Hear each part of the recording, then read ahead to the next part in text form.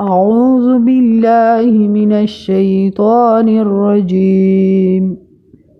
بسم الله الرحمن الرحيم.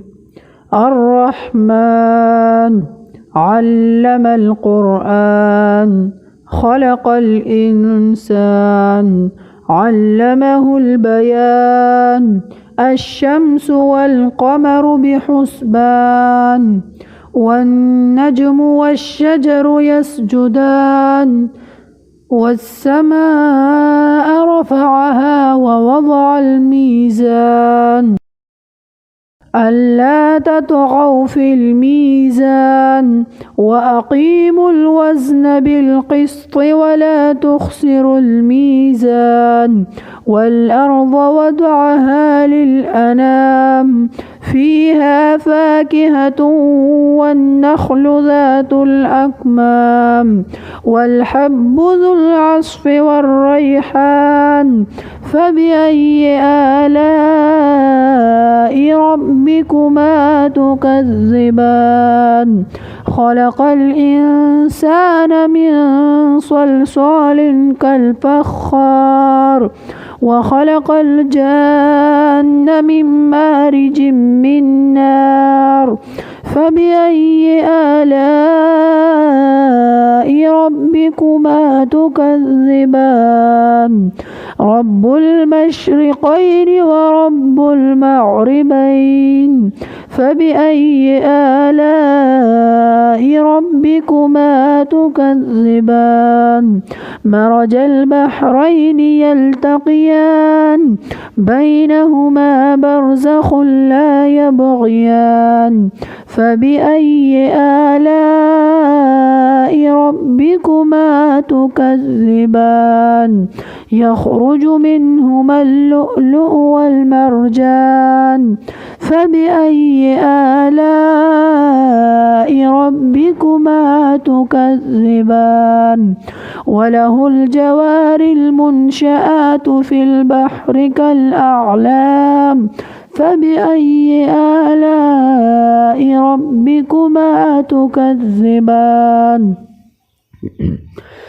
كل من عليها فان ويبقى وجه ربك ذو الجلال والإكرام فبأي آلاء ربكما تكذبان يسأله من في السماوات والأرض كل يوم هو في شأن فبأي آلاء ربكما تكذبان سنفرغ لكم أيها الثقلان فبأي آلاء ربكما تكذبان يا معشر الجن والإنس إن استطعتم أن تنفذوا من أقطار السماوات والأرض فانفذوا لا تنفذون إلا بسلطان فبأي آلاء ربكما تكذبان يرسل عليكما شواظ من نار ونحاس فلا تنتصران فبأي آلاء ربكما تكذبان فإذا انشقت السماء فكانت وردة كالدهان فبأي آلاء ربكما تكذبان فيومئذ لا يسأل عن ذنبه إنس ولا جان فبأي آلاء ربكما تكذبان يعرف المجرمون بسيماهم فيؤخذ بالنواصي والأقدام فبأي آلاء ربكما تكذبان هذه جهنم التي يكذب بها المجرمون يطوفون بينها وبين حميم آن فبأي آلاء ربكما تكذبان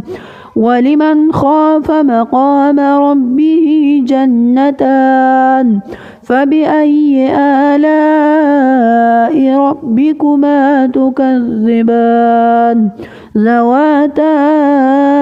أفنان فبأي آلاء ربكما تكذبان فيهما عينان تجريان فبأي آلاء ربكما تكذبان فيهما من كل فاكهة زوجان فبأي آلاء ربكما تكذبان متكئين على فرش بطائنها من استبرق وجنى الجنتين دان فبأي آلاء ربكما تكذبان فيهن قاصرات الطرف لم يطمثهن إنس قبلهم ولا جان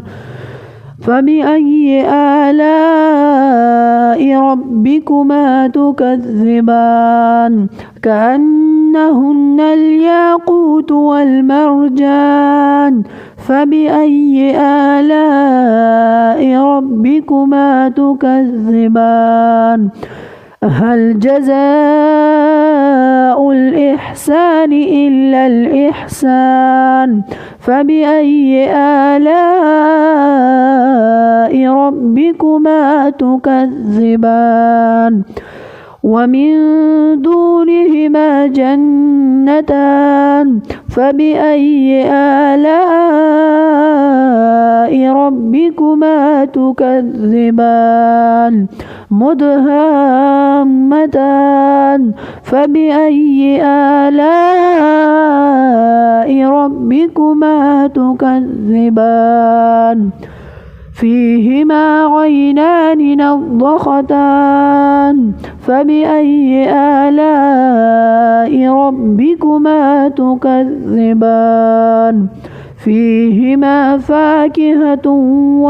ونخل ورمان فبأي آلاء ربكما تكذبان فيهن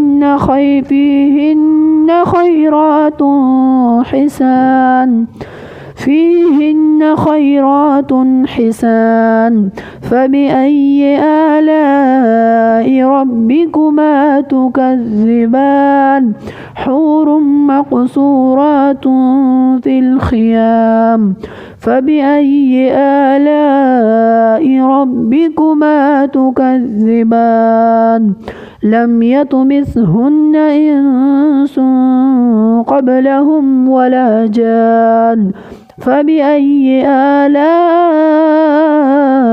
ربكما تكذبان متكئين على رفرف خضر وعبقري حسان فبأي آلاء ربكما تكذبان تبارك اسم ربك ذي الجلال والإكرام.